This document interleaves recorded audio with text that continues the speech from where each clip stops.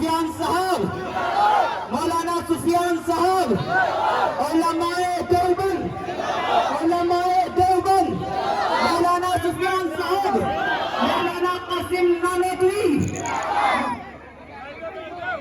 नारे तकबीर, नारे तकबीर, सरपतफ सरबुलंद, सरपतफ सरबुलंद, सरपतफ सरबुलंद, देवबंद देवबंद का है, सरपतफ सरबुलंद, उलमाए देवबंद, उलमाए देवबंद, मुफ्ती मोहम्मद सुफियान साहब, मुफ्ती मोहम्मद सुफियान साहब, उलमाए देवबंद, उलमाए देवबंद, सरपतफ सरबुलंद, थोड़े जोर से आगे बढ़, सरपतफ सरबुलंद।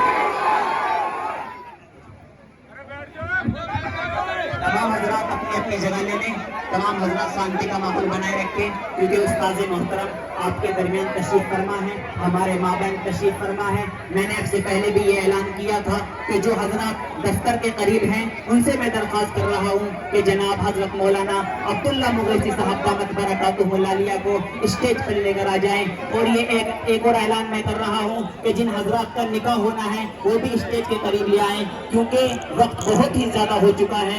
और जिन बच्चों की दस्तार होनी है वो भी स्टेज के करीब आ जाएं। मुअज़्ज़ज़ सामीन, अब बिना किसी ताखिर के एक ऐसी शख्सियत को आपके दरमियान लाना चाहता हूँ जिसके इस्तकबाल की खातिर हमने ना जाने कितनी करवटें बदली, जिसकी आमद की खातिर हमारी आंखें ही नहीं बल्कि दिल भी खुशी के आलम में मुब्तला है। और ये दिल खुशी के आलम में मुब्तला क्यों न हो, बल्कि ये खुशकुन घड़िया और मसरत आमेज लम्हे जिंदगी में बार बार मैसर नहीं हुआ करते। हजारों साल नरगिस अपनी बेनूरी पर होती है कि हजारों साल नरगिस अपनी बेनूरी पर होती है, बड़ी मुश्किलों से होता है चमन में दीदावर पैदा।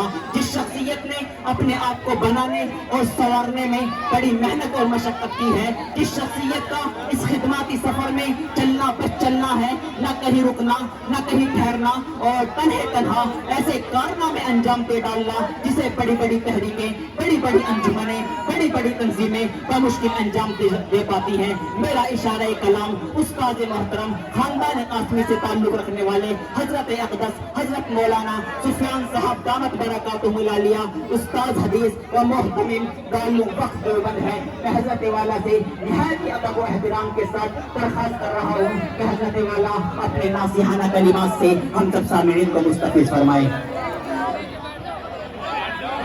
तमाम हजरात बैठ जाएं, शांति का माहौल बनाए रखें।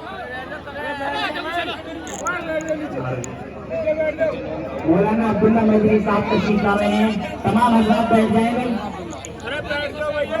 तमाम हजरात बैठ जाएं। अगर मेरी आवाज आप तक जा रही है तो तमाम हजरात बैठ जाएं।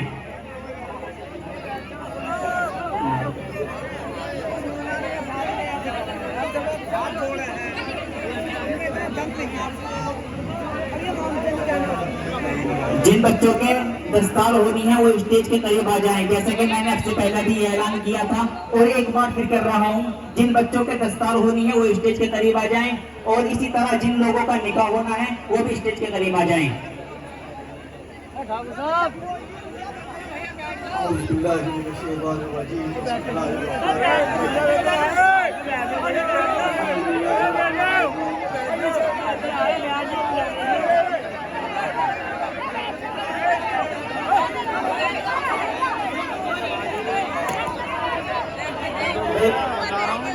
जो हजरात शुरू कर रहे हैं उनसे भी दरख्वास्त है कि आराम से बैठ जाएं। ये हजरत के शान के खिलाफ है कि हजरत हमारे हजरत मोहतरम साहब हमारे दरमियान तशरीफ फरमा है और हम आवाज़ कर रहे हैं, इसलिए तमाम ही हजरात से मेरी गुजारिश है कि आराम से बैठ जाएं, शांति का माहौल बनाए रखें। हजरत वाला इतनी दूर से चल करके हमारे दरमियान तशरीफ फरमा है, हजरत वाला की बात को बगौर समाप्त फरमाएं।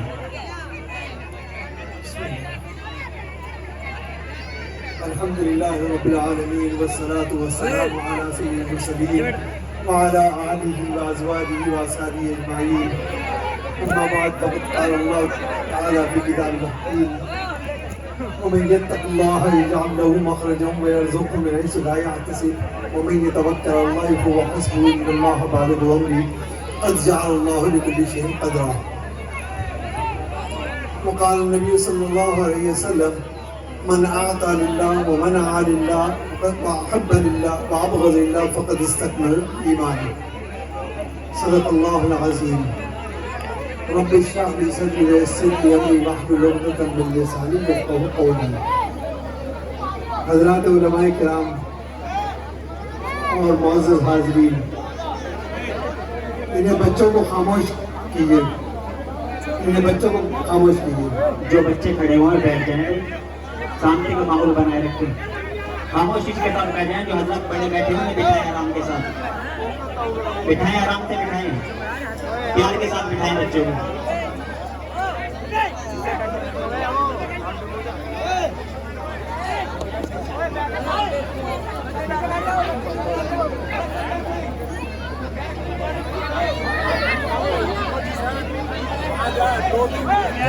وہ پیچھے اوپر انہیں جا کے، ارے انہیں پیچھے اوپر ساری جگہ کھلے.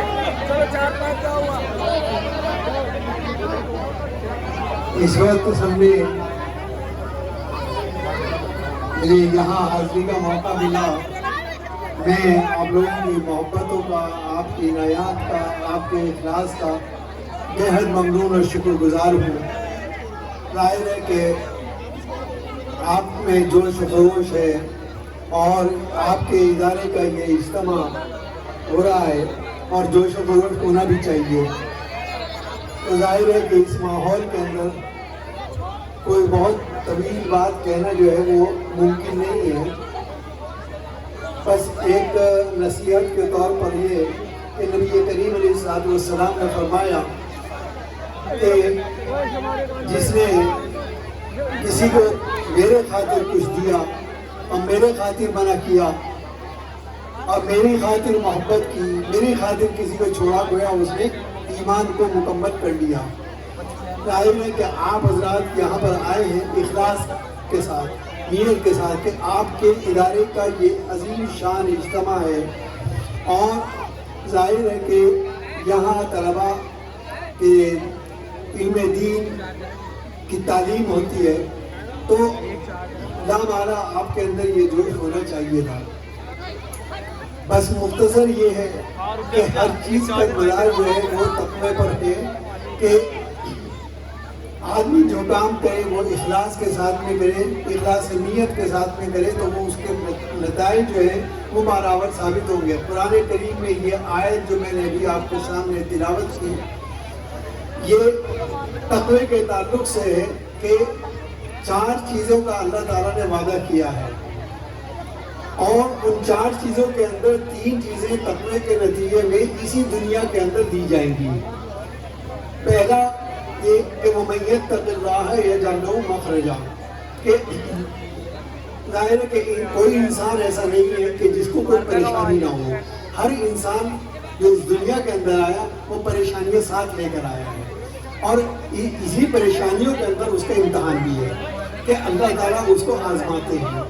تو جو شخص تقوی اختیار کرے گا انہیں یہ تقویٰ ہے کہ اللہ تعالیٰ اس کو پریشانیوں سے اس طرح سے نکال دیں گے کہ اس کو گمان میں بھی نہیں ہوگا کہ پریشانی کب آئی تھی اور کب ختم ہو گئی. تو پہلا نتیجہ جو نتیجہ مرتب ہوا اسی زندگی کے اندر، اسی دنیا کے اندر. دوسرا نتیجہ ہے وَيَرْزُقْهُ مِنْ حَيْثُ لَا يَحْتَسِبُ، کہ اللہ تعالیٰ رزق عطا کریں گے اس کو پیشان و گمان، یہاں سے اس کو توقع بھی نہیں ہوگی. رزق کے بارے میں عام طور پر یہ تصور کیا جاتا ہے کہ رزق وہ ہے جو کھانا پینا رہنا سہنا ہے. حالانکہ انسان کی زندگی میں جتنی ضرورتیں اس کی پیدائش سے لے کر موت تک ہو سکتی ہے وہ ساری رزق کے اندر داخل ہیں.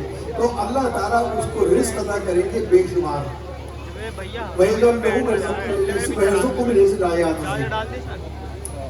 اور تیسرا نتیجہ جو وہ بھی اسی دنیا کے اندر مرتب ہوگا وہ یکفر عنہ سیئات، کہ اللہ تعالیٰ تمام سیئات معاف کر دیں گے. کیونکہ کوئی انسان ایسا نہیں ہے کہ جس سے غلطی سرزد نہ ہوتی ہو، لیکن اللہ تعالیٰ کو وہ بندے پسند ہے کہ جس سے غلطی سرزد ہو اور وہ پھر توبہ کرے. حدیث میں آتا ہے کہ اگر انسان غلطی نہ کرتا اور انسان گناہ نہ کرتا تو اللہ تعالیٰ تمام بنی نوع انسانی کو ختم کر کے ایک نئی مخلوق پیدا کرتی جو گناہ کرتی اور گناہ کرنے کے بعد پھر وہ اللہ سے توبہ کرتی ہے.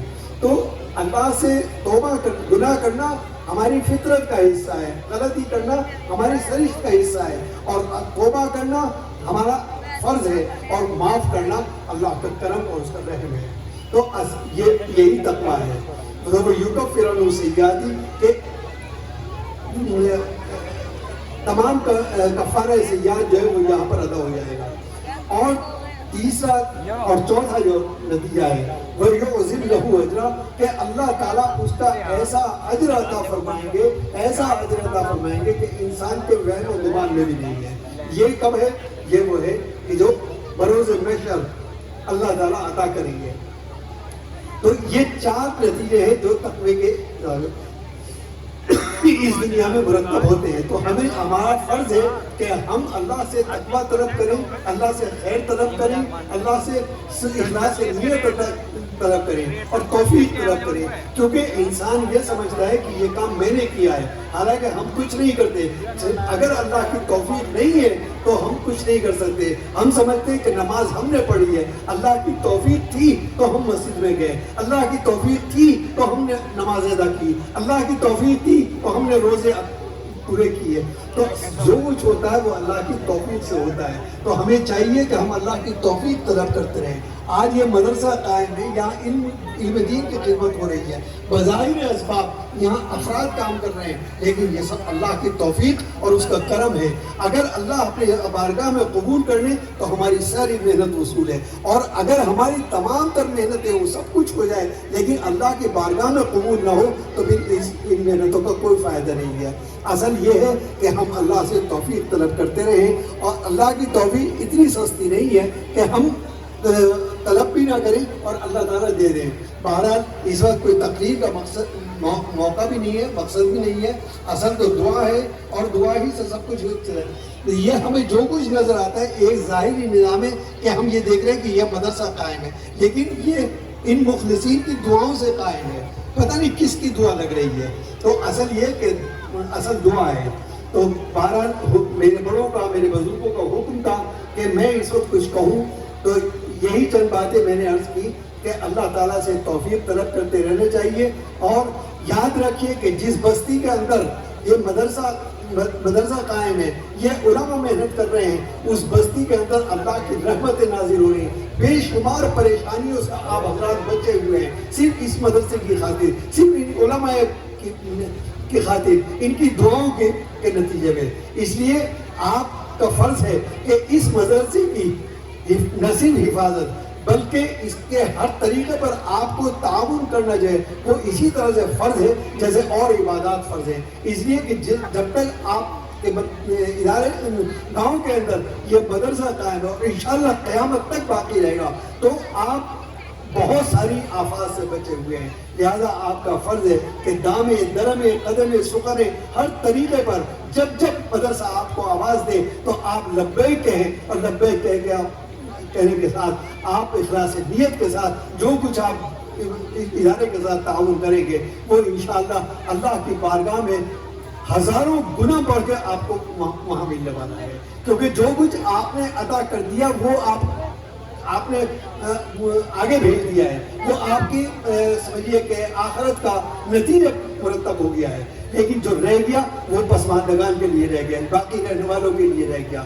لہذا اس فرض کو پہچانے اور اس ادارے کی ترقی کے لیے آپ سب کی اپنی اپنی حیثیت کے مطابق جدوجہد کرتے رہیں. انہی چند باتوں پر اپنی بات ختم کرتا ہوں. وآخر دعوانا الحمدللہ رب العالمین. معزز سامعین,